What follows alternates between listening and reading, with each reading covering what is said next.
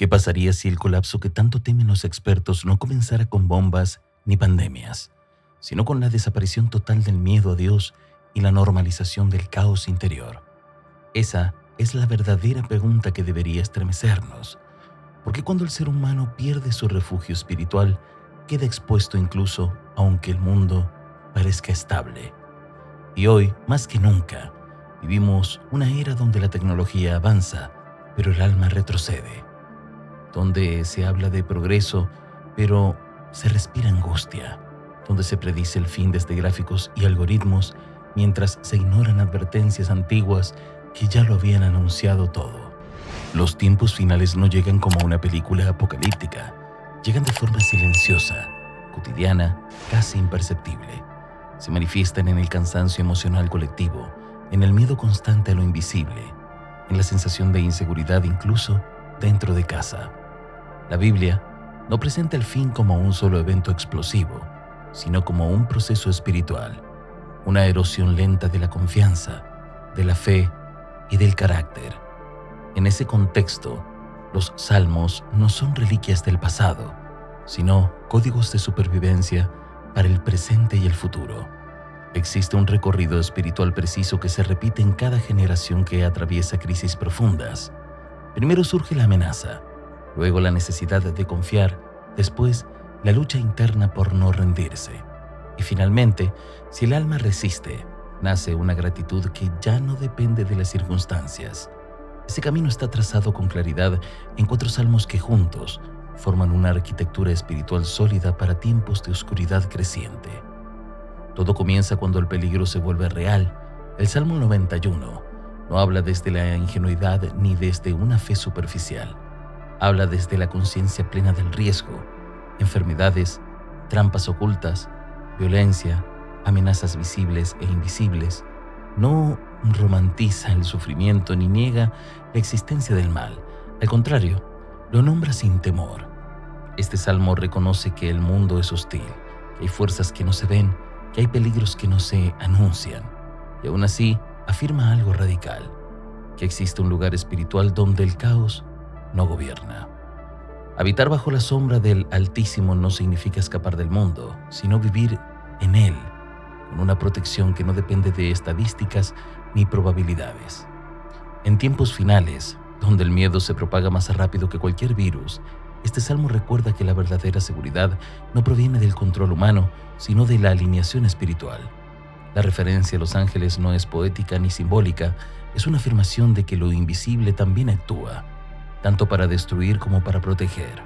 La pregunta no es si hay peligros ocultos, sino bajo qué autoridad decides vivir mientras existen.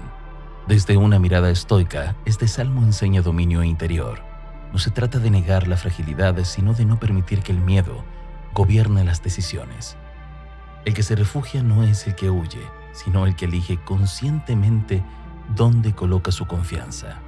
En un futuro marcado por incertidumbre global, esta postura no es religiosa solamente, es estratégica. Pero la protección por sí sola no basta. El alma humana necesita algo más que defensa, necesita dirección. Ahí entra el Salmo 23.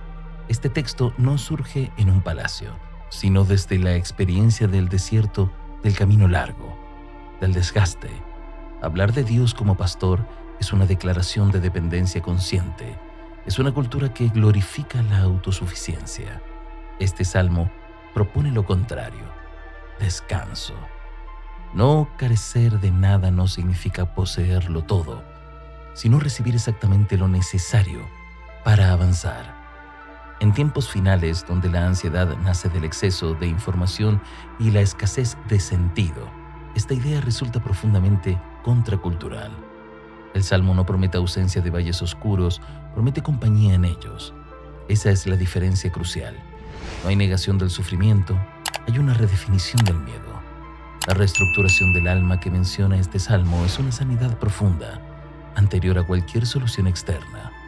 En términos históricos, los pueblos que sobrevivieron a grandes colapsos no fueron los más poderosos, sino los que conservaron una narrativa interna sólida. Este salmo construye esa narrativa. Aunque todo falte, lo esencial permanece. Luego, llega el momento inevitable de la confrontación. El Salmo 27 no habla desde la calma, sino desde la amenaza directa. Guerra, enemigos, abandono. Es un salmo que no esconde la presión psicológica de sentirse rodeado. Sin embargo, su tono no es de pánico, sino de determinación. Declarar que Dios es luz en medio de la oscuridad no es una metáfora suave, es un acto de resistencia espiritual. El miedo, según este salmo, no se elimina ignorándolo, sino enfrentándolo con una convicción superior. En los tiempos finales, el verdadero campo de batalla no será solo físico o político, será mental y espiritual. Quien domina el cielo, domina la situación. Por eso este salmo insiste en la espera activa, no pasiva. Esperar no es rendirse, es mantenerse firme cuando huir parece más fácil. Desde una visión futurista, este texto anticipa sociedades donde la presión externa aumentará, donde la fe será puesta a prueba no por persecución directa, sino por desgaste, por cansancio, por decepción. La fortaleza que propone no es agresiva, es interior. No busca vencer al enemigo externo primero, sino impedir que el enemigo interno destruya la esperanza. Y cuando el alma ha atravesado la amenaza, la dependencia y la lucha, ocurre algo inesperado. Nace la gratitud. El Salmo 34 no surge desde la comodidad, sino desde la liberación. Es el canto de quien ha estado al borde, ha aclamado y ha sido escuchado. Este salmo no idealiza el sufrimiento, pero revela algo profundo. Dios no está lejos del quebrantado. En tiempos finales, donde muchos se sienten espiritualmente abandonados, este salmo devuelve una verdad incómoda.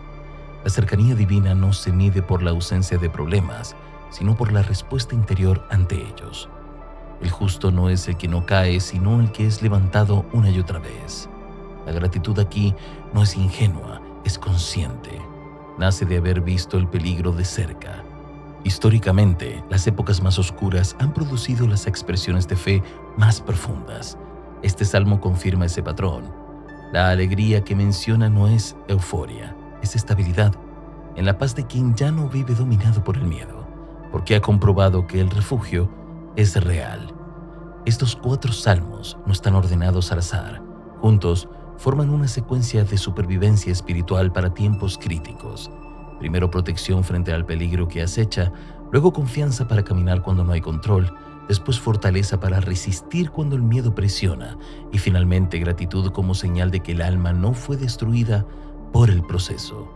En los tiempos finales muchos buscarán señales en el cielo, fechas, teorías, pero las señales más claras siempre han estado en el corazón humano.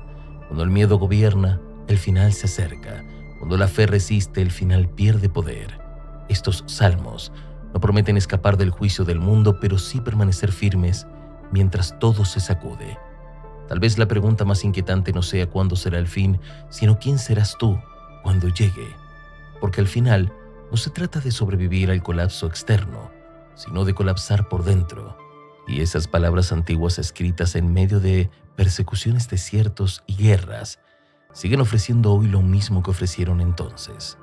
Un refugio que no se derrumba, incluso cuando todo lo demás lo hace. Si este mensaje habló a tu conciencia, apóyalo con un like, suscríbete y activa la campana para mantenerte atento. Comparte este contenido con quienes necesitan discernir los tiempos y recordar que incluso hoy, la obediencia humilde sigue abriendo el camino al milagro.